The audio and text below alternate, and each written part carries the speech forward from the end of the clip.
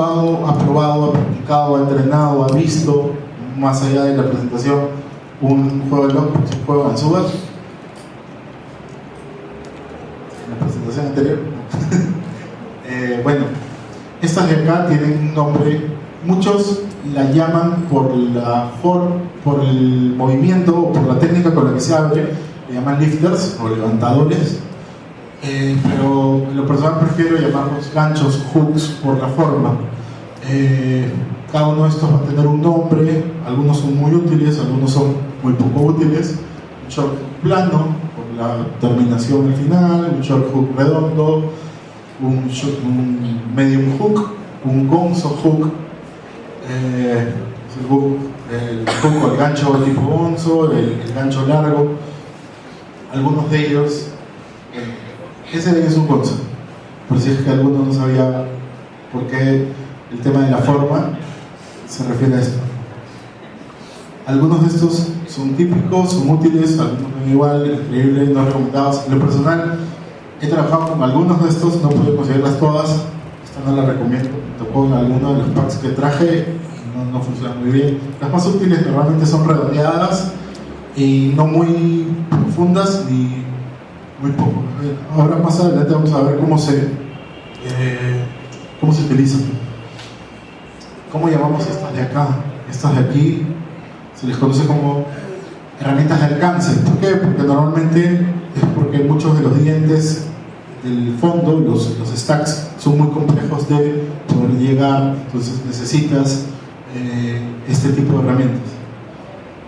Algunos se les conoce de curva profunda o híbrida. Ahora van entendiendo cómo poco a poco se va a ir poniendo un poco más candente, aparte del clima, que calor que es.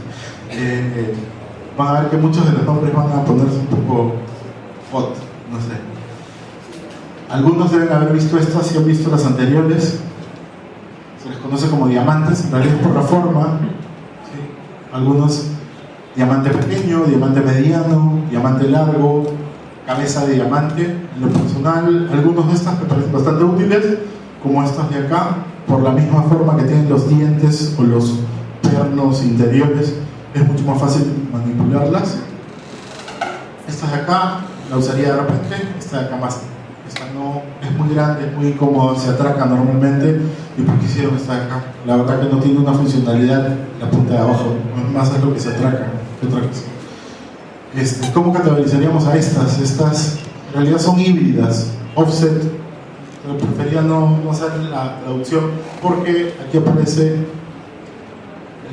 digamos que es un punto intermedio entre la diamante y un híbrido por el tema de que es como la de alcance, igual la de bola o la de media bola que la vamos a ver después, o la de snake o serpiente. Lo personal, las dos primeras me parecen bastante útiles, la última no tanto. Bolas y más bolas, muchas ganzúas de bolas, algunas tienen nombres curiosos, una bola, snowman, media bola. Entienden que la traducción realmente es bastante complicada, es mejor decir snowman, half snowman, single ball. Bueno, algunas son bastante inútiles, algunas pueden ser útiles, algunas sirven para espacios angostos, en fin. ¿Cómo llamamos a estas? Y aquí entran lo que le llaman ganzúas de rastrillo. Bienvenidos a la tierra de los locos, dirían algunos.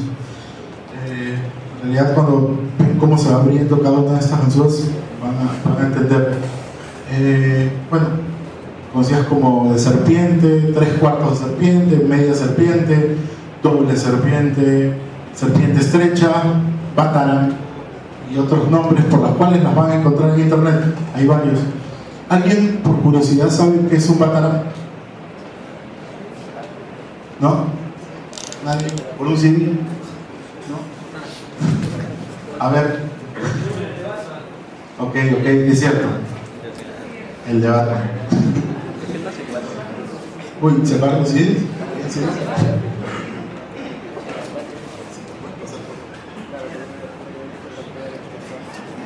Si no hay CD, no hablan, ya me di cuenta.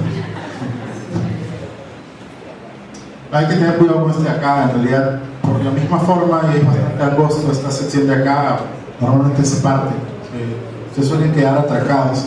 Y de ahí vienen, bueno, Vienen otras ganzúas de tipo rastrillo.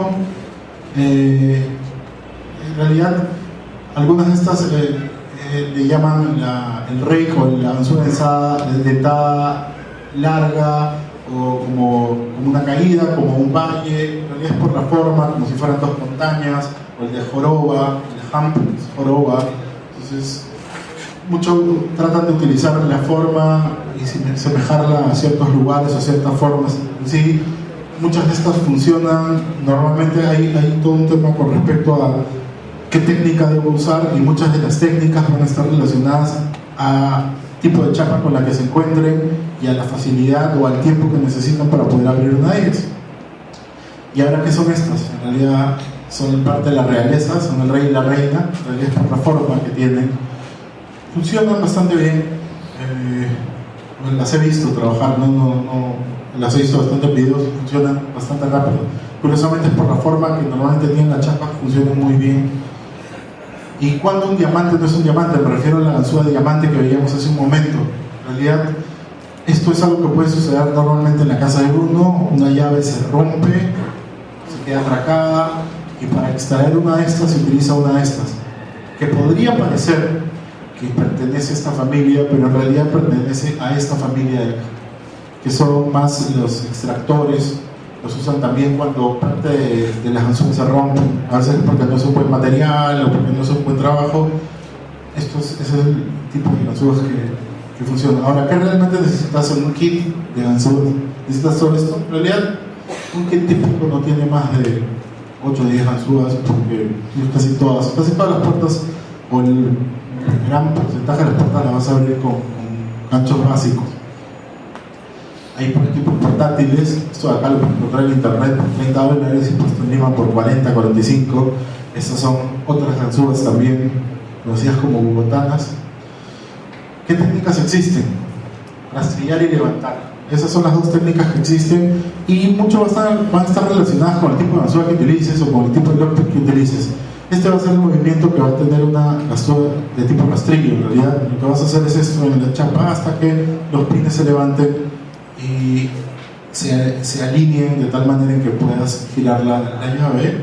Y bueno, algunos los utilizan un poco inclinado, un poco menos inclinado, y las de levante, que en realidad es un movimiento como este al momento de ingresar en la chapa, y normalmente funcionan bastante bien. En realidad, en lo personal, yo creo que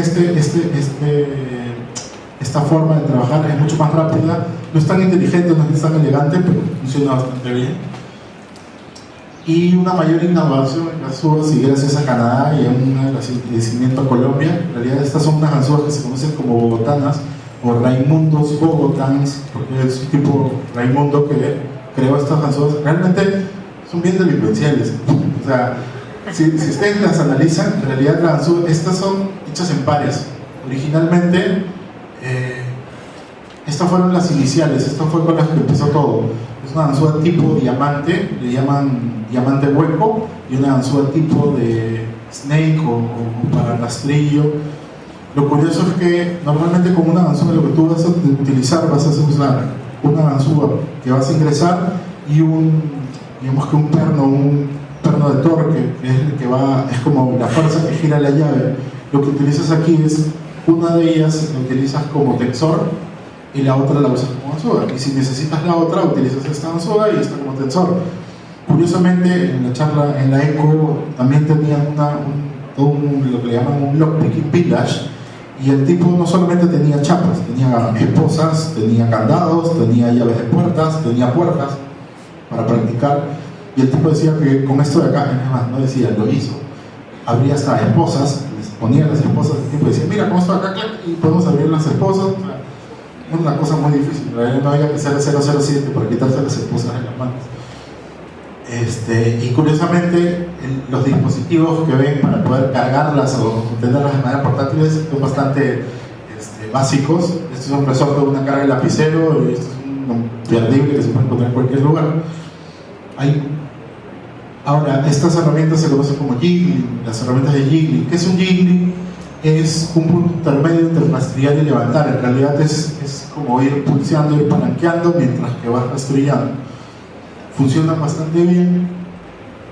Es más, Normalmente con las dos bogotanas funcionan casi todas las chapas. En realidad, si te acostumbras a utilizarla funciona muy bien, pero hay muchas variedades y la verdad que si no te funcionó una, te funcionarán las otras varias. Esta de acá me gusta a mí mucho, no es tipo bogotana, no es que tenga un gancho, sino que es como las ganzúas típicas y funciona muy bien.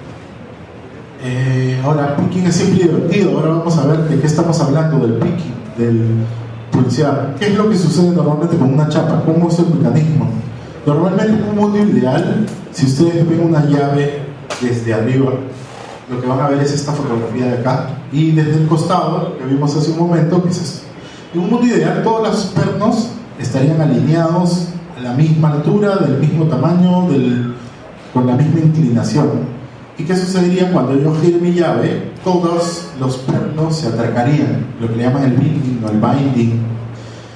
¿Qué es lo que sucede en el mundo real? En el mundo real las chapas no son tan perfectas, son muchos trabajos hechos a mano.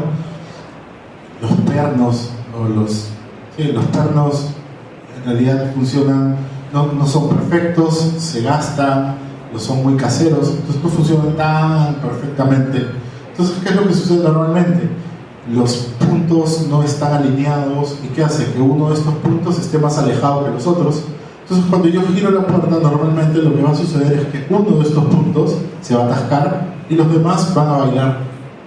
Entonces, ¿qué es lo que normalmente haces con el tema de las ganzúas, con el tema de los picks? ¿Qué es lo que vas a hacer? Vas a empezar a empujar el pin de tal manera en que se atasque solamente un pedazo del pin. Ahora, ¿qué sucede cuando ya atasque un pin? Lo que sucede es que se atasca un segundo pin. Entonces, ¿qué pasa? Yo tengo un tensor con el que hago una presión, el cual atasca un solo punto. Entonces, utilizo una anzugada de gancho y empiezo a probar con uno de los pines, el cual baila, el otro baila, este de acá no baila porque está medio atascado y gira un poco. Cuando este pedazo de este perno exterior se atraca, otro de los pines es el que se atasca. Entonces empiezan a quedar cada uno de ellos bailando y la parte de acá alineada al perno. Entonces, ¿qué es lo que sucede? Poco a poco voy abriendo uno por uno hasta que termino los 5 pines y abro la puerta. Esta es la dificultad que normalmente a veces pensamos en. Dices, ok, estos documentos son confidenciales, por eso yo tengo una política de limpieza de escritorios y no dejo papelería afuera, sino que la meto en un cajón con llave.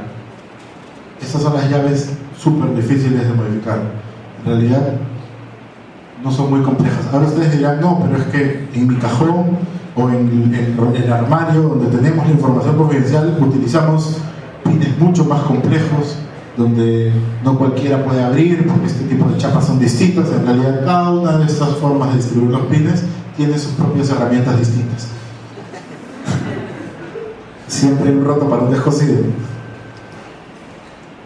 Ahora, son más difíciles de conseguir, es cierto, pero al final de cuentas, siempre un mentor mío, un buen amigo mío con quien trabajaba los temas de ethical hacking, siempre decía: no hay sistema que no sea vulnerable. La pregunta no es si es que se puede ingresar, la pregunta es cuánto tiempo te va a tomar. Y esa era la política sobre la cual trabajábamos cada ethical hacking que nos tocaba realizar, con la autorización adecuada.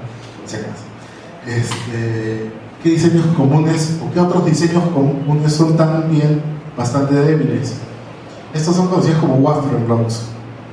En realidad son las chapas típicas de un locker o de una chapa de un cajón. ¿Cómo funciona el wafer block? Si lo vendes afuera es algo así. Lo que tienen es la chapa y un perno medio extraño. En realidad internamente lo que tienen es esto. Lo que tienen es, en vez de un pin, lo que tienen es como una especie de arandela, digamos que en lata, con una forma especial. Y lo que sucede es que cuando tú quieras girar la puerta, se te va a atascar, ya sea si subes o bajas demasiado. Lo que tienes que hacer es alinearla de tal manera que pueda girar. Es un poco lo que tienes en esta parte de acá. Esta es parte de lo que es el wafer block. Entonces, bueno, si ya sabemos cómo funciona, para cada uno de estos también hay una serie de herramientas especiales, o incluso de las que ya conocemos, que funcionan muy bien con los diferentes tipos de chapas con las que nos vamos a encontrar. Ahora,